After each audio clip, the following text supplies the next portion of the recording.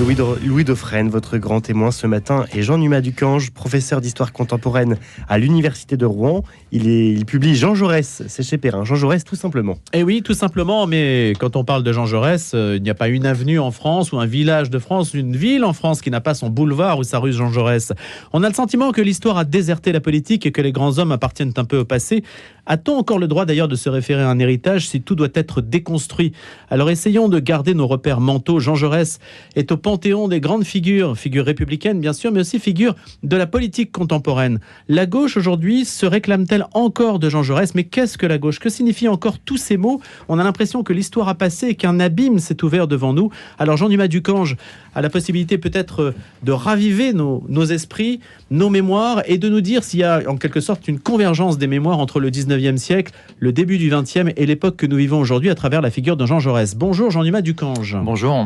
Jean-Numa, Numa, N-U-M-A, c'est une partie de votre prénom qui a un sens, hein. Oui, ça a un sens. Dans ma famille, tout le monde s'appelle Numa, côté masculin de père en fils depuis le 19e siècle. Il y a eu des projets alternatifs à notre calendrier catholique, le calendrier positiviste, sous la Troisième République. Et on avait mis dans ce calendrier des noms saints, justement ceux qui ne sont pas saints. Et donc Numa Pompilius, de l'Antiquité romaine.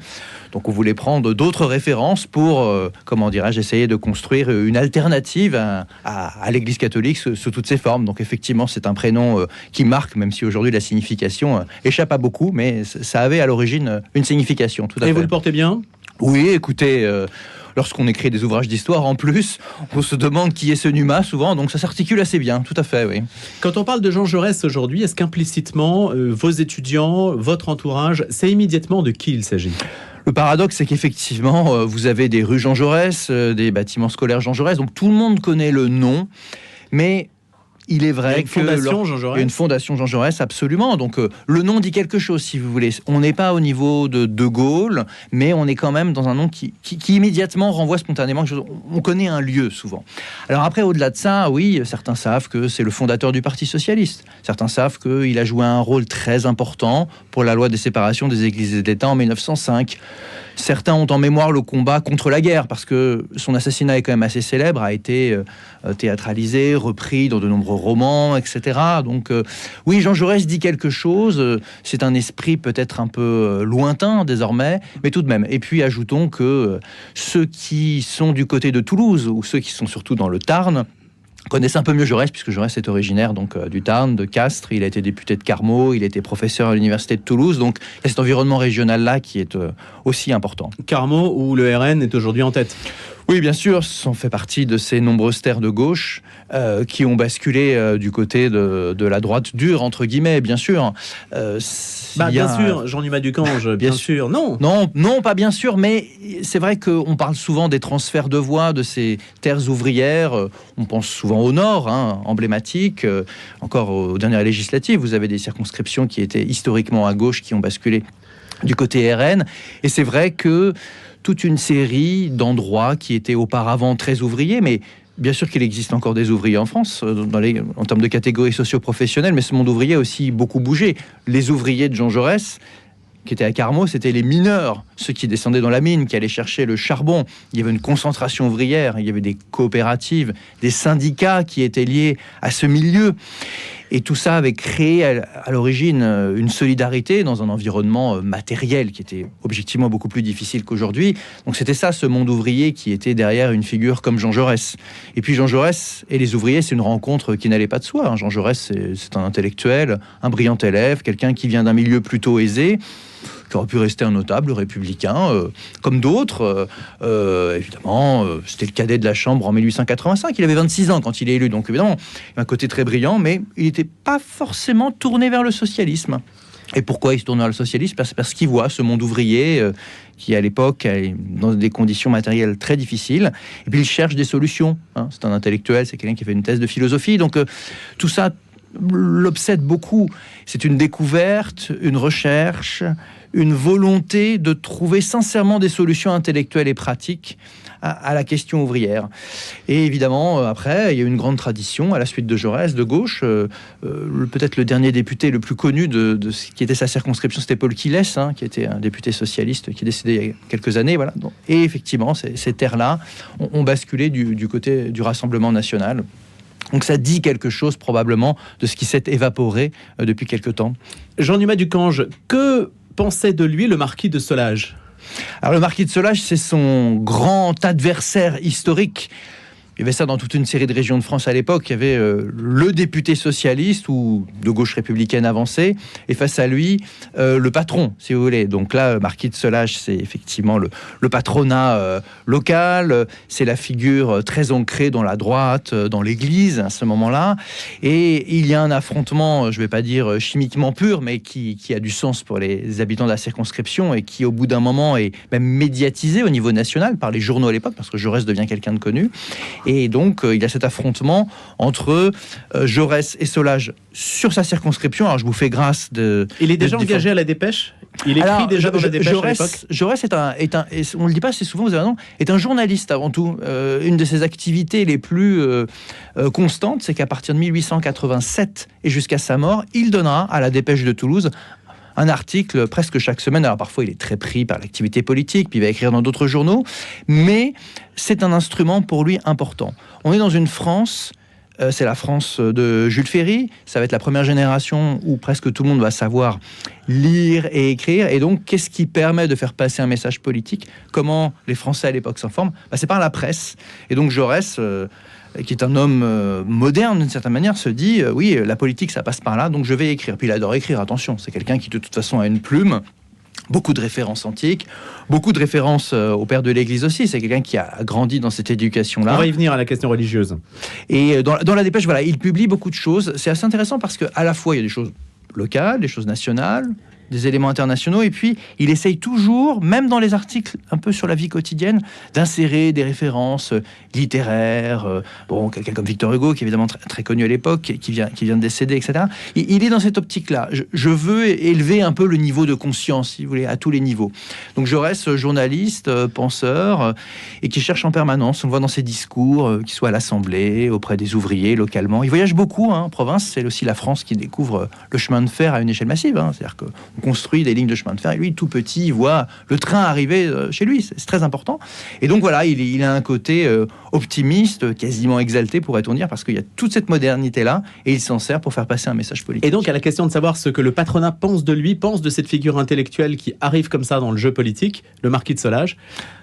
Il est très surpris, si je puis dire, que quelqu'un qui est un intellectuel de formation universitaire, il y a très très peu de gens qui passent à l'école normale supérieure, Jaurès, qui revient dans sa circonscription pour se maintenir et s'implanter, puisse concurrencer effectivement une famille solidement implantée. Ça, effectivement, comme on dirait aujourd'hui, il ne l'avait pas vu venir.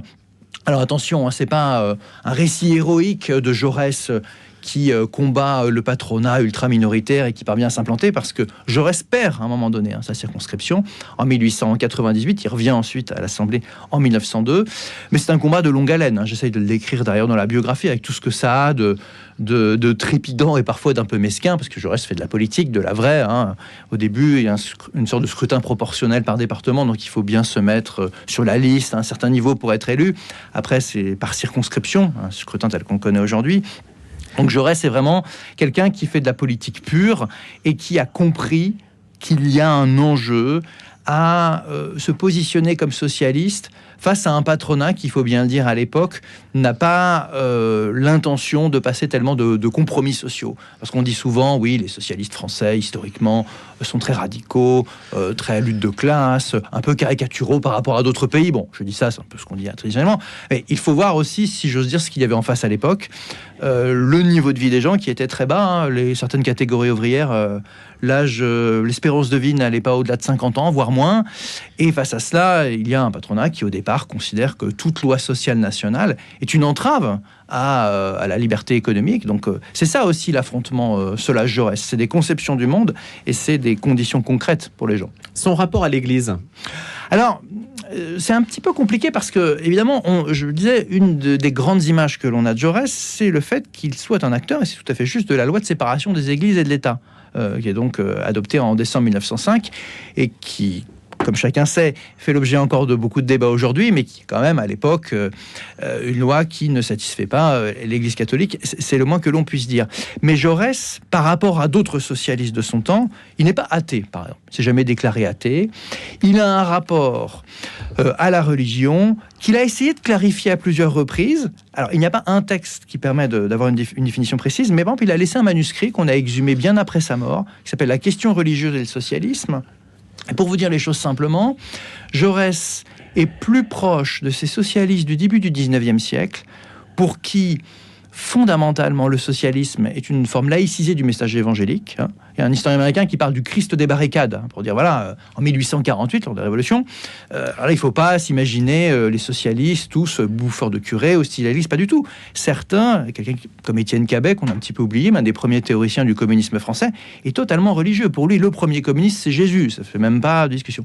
Et Jaurès, qui donc est un homme de la fin du 19e, fondamentalement, est plus là-dedans que dans la tradition des déchristianisateurs qui existe depuis la Révolution française.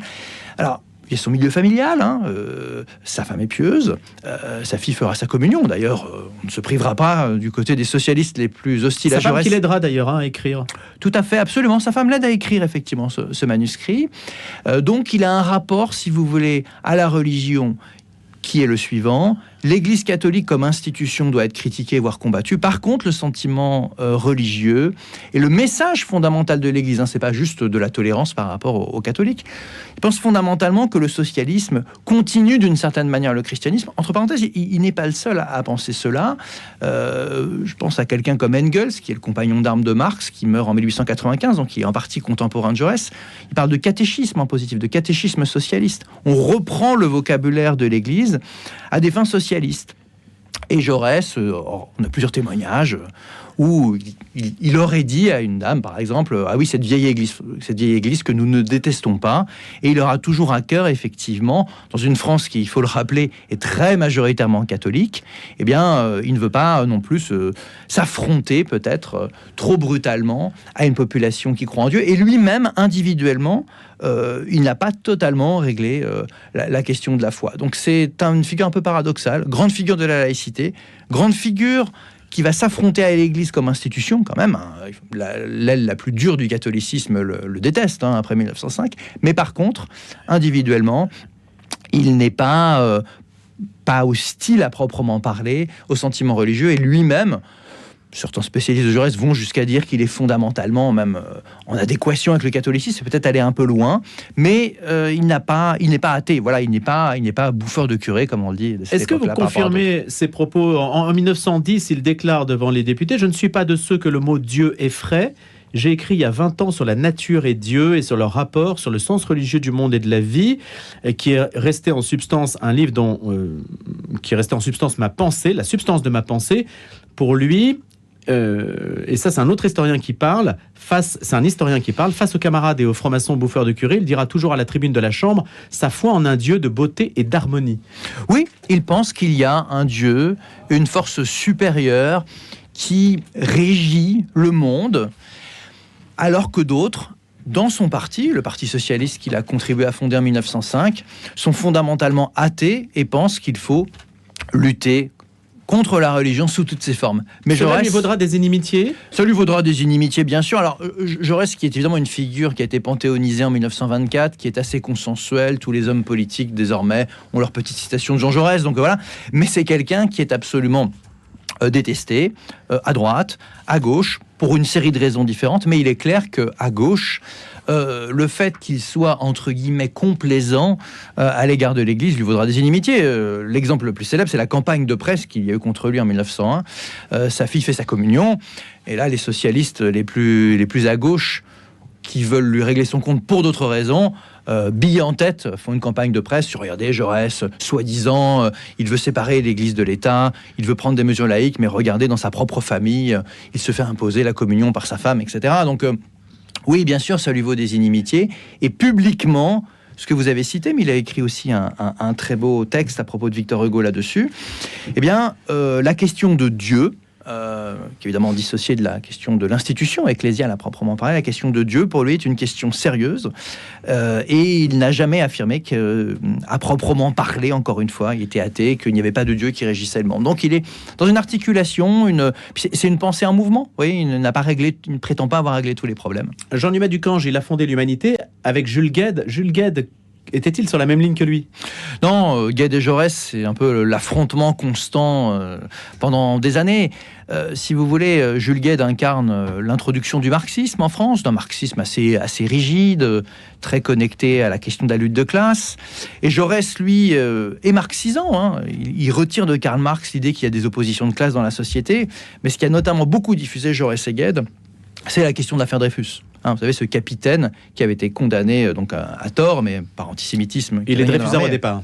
Jaurès n'est pas Dreyfus. Jaurès, pardon. au départ, effectivement, partage les préjugés antisémites de son temps, soyons clairs. Il a même il a écrit des articles de nature absolument antisémite, même plus que d'autres socialistes. Mais par contre, à travers la question de l'homme Dreyfus, à travers l'injustice qui est faite à Dreyfus, il va évoluer sur la question et devenir finalement un des socialistes qui lutte le plus contre l'antisémitisme.